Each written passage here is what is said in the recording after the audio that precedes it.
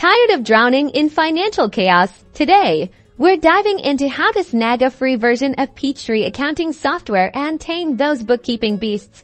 No initial cost required. First, you'll want to hop onto your favorite web browser in the search bar.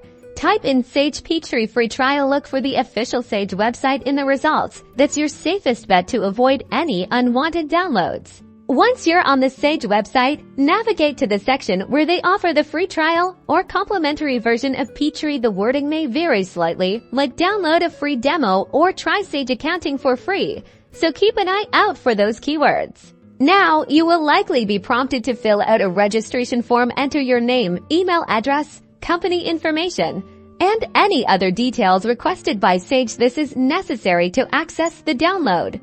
After submitting the form, the download should begin automatically. The file will be a relatively large executable file, so be patient as it downloads to your computer. Once the download is complete, locate the installation file and double-click it to begin the installation process. Follow the on-screen instructions carefully. Accept the license agreement.